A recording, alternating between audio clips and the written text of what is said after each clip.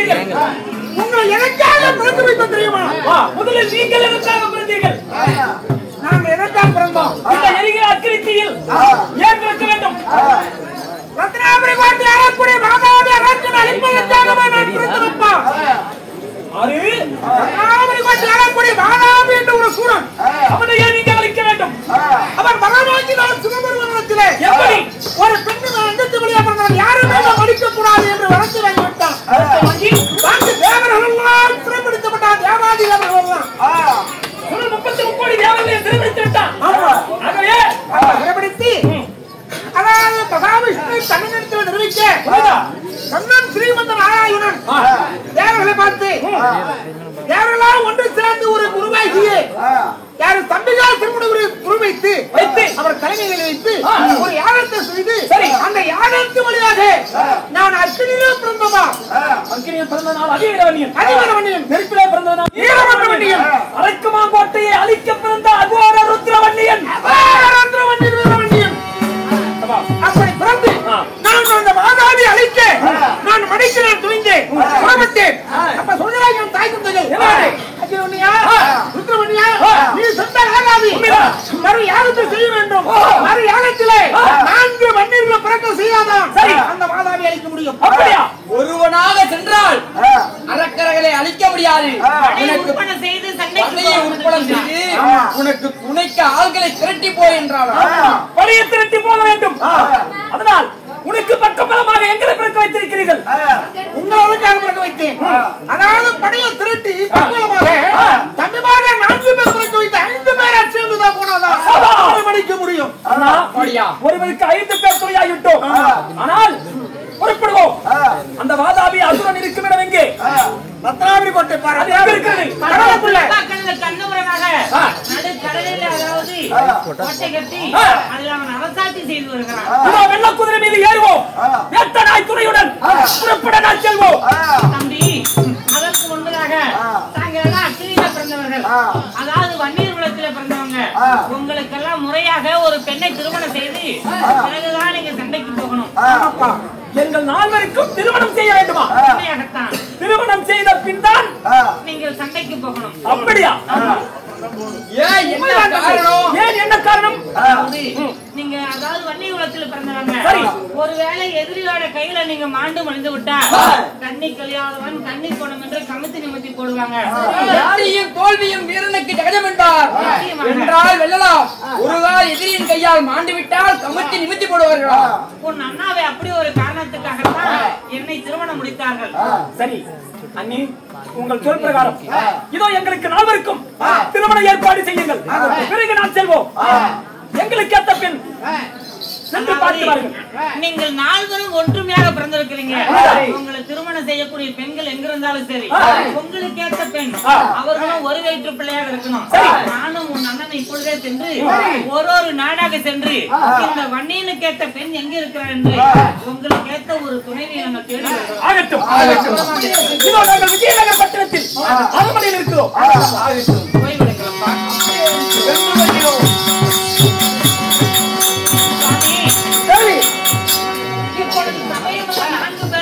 கல்யாணம் செய்யணும். அதனால நமக்கேற்ற சம்பந்தம் எங்க இருக்கிறது? அவங்களும் ஒரு குலத்துல பிறந்தவங்களா இருக்கணும், ஒரு தாய் பிள்ளைகளா இருக்கணும். அப்பேற்பட்டவங்களாம் தான் நம்ம தம்பிமார்களுக்கு திருமணம் செய்யணும். இப்பொழுதே ஒரு நாடாக சென்று நமக்கேற்ற சம்பந்தம் எங்க இருக்குது என்று போய் பார்க்கலாம் வாருங்க.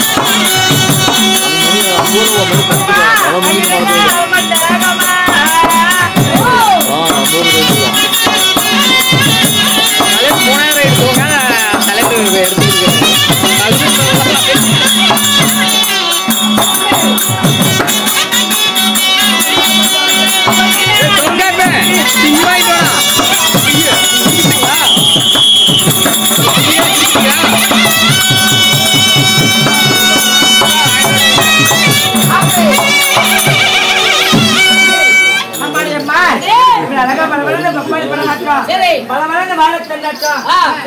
செப்பு தலையாட்டம் ஒரு அழகான பெண்மணி வந்திருக்கிறேன். சரி கண்ணே. என்ன பார்த்தா வர்ணிக்க தெரியாத வந்தேன். ஓ, அழகான ஒரு பெண் பாப்பா வந்திருக்கிறேன். ஆமா உன்னை பத்தி வந்திக்க சொல்றேன். உன்னை தீர கோவில கட்டி பாலமா குட்டில இருக்கு.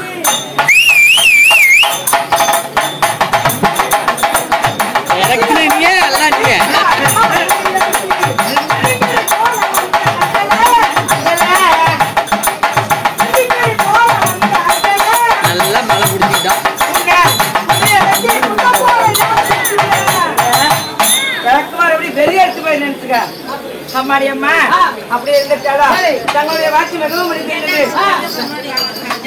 நாமளே பேசுவதா கணக்காமல் வாங்கிவிடா இருப்பினா தேவலோகத்தில் கூடியபடியா பூலோகத்தில் கூடியபடியா இந்த ராஜ்யசபை முன்பதாக ஆண்களாக வந்து டப்பமர்களா பெண்களாக வந்து அரும்பெரு தலைவர்களா அது மட்டும் இல்லாம பள்ளிக்கு செல்லும் மாணவ மாணவி கண்மணி அனைவர்களா கடனவை போல் வந்திருக்காங்க. அவர்களுக்கு வணக்கம்.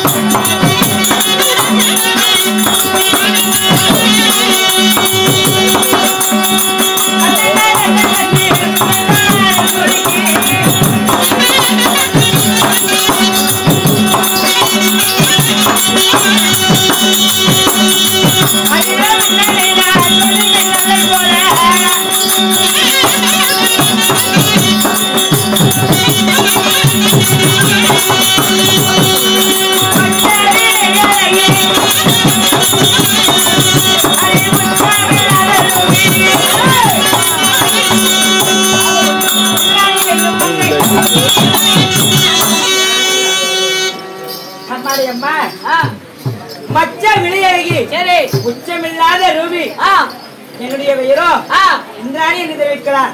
இந்திராணி உண்மைதான். இந்திராணியா இருந்தாலும் இந்த இந்திராணி பெற்ற சாய்த்தது யாரு? அப்படியா? யாருடைய மகன்?